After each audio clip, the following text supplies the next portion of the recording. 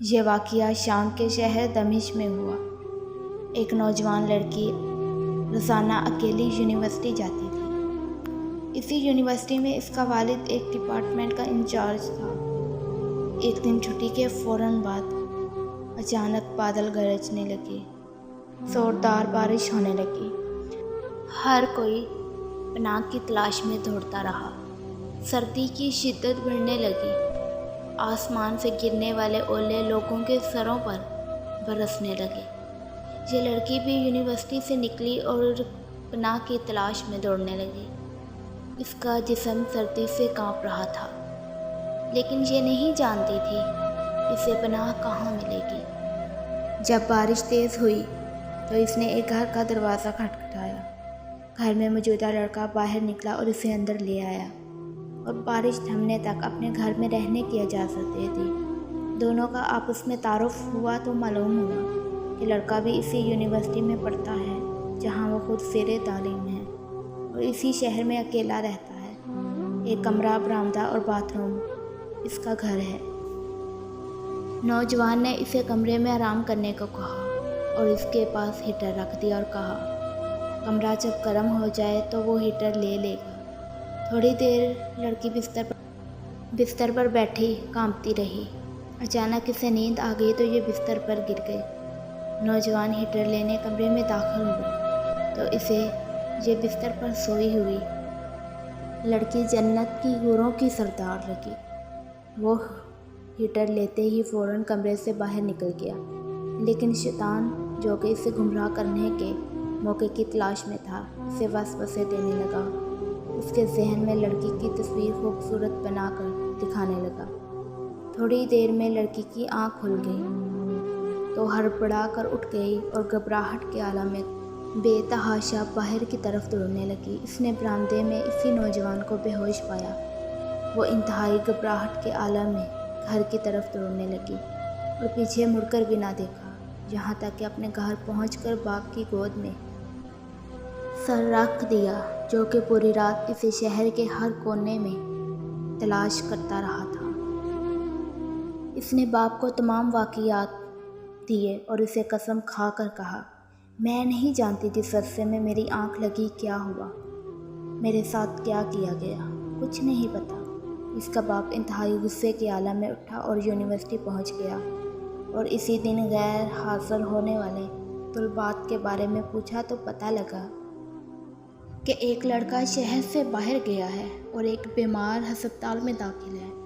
باپ ہسپتال پہنچ گیا تاکہ اس نوجوان کی تلاش کرے اور اس سے اپنی بیٹی کا انتقام لے۔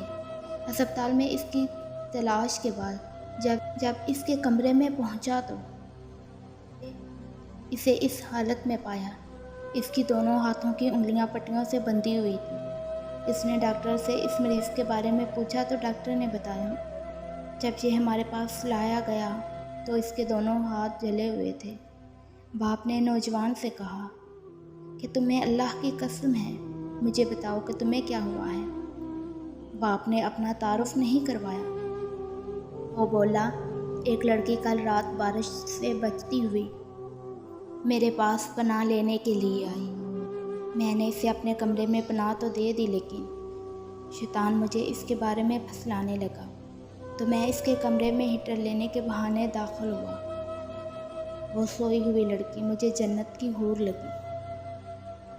میں فوراً باہر نکل آیا، لیکن شیطان مجھے مسلسل اس کے بارے میں پھسلاتا رہا اور غلط خیالات میرے ذہن میں آتے رہے۔ جب میں شیطان مجھے برائی پر اکساتا تو میں اپنی انگلی آگ میں جلاتا تاکہ جہنم کی آگ اور اس کی عذاب کو یاد کروں اور اپنے نفس کو۔ ساری انگلیاں جل گئی اور میں بے ہوش ہو گیا۔ مجھے نہیں پتا کہ میں ہسپتال کیسے پہنچا۔ یہ بات سن کر باپ بہت حیران ہوا۔ بلند آواز سے چلایا، اے لوگو، گواہ رہو، میں نے اس پاک سیرت لڑکے سے اپنی بیٹی کا نکاح کر دیا۔ سبحان اللہ! یہ ہے اللہ سے ڈرنے والوں کا ذکر۔ اگر اللہ کا خوف نہ ہوتا تو اس لڑکی کی عزت محفوظ نہ رہ سکتی۔ جو بھی لڑکا یا لڑکی ناجائز تعلقات قائم کرتے ہیں یا غیر شرعی دوستیاں یا محبتیں کرتے ہیں تو وہ اپنے اس برے فعل کو چھپانے کی حتی الامکان کوشش کرتے ہیں۔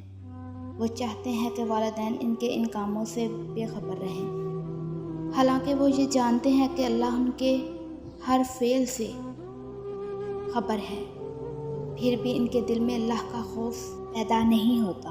ایسا کیوں ہے؟ کیونکہ والدین نے بچپن سے ان کے دماغ میں اللہ کے خوف کے بجائے اپنے ذاتی خوف، رعب، دبدبہ، سزا، ڈر ہی بٹھایا ہے۔ اسی لیے آج وہ اللہ سے بے پرواہ ہو کر والدین سے چھپ کر گناہوں کا ارتکاب کرتے ہیں۔ اور ایسے بھی والدین ہیں جنہوں نے اپنی اولاد کی تربیت خوف خدا پر کی، تو ان کی اولاد نے ہمیشہ برائیوں سے اپنے آپ کو باز رکھا۔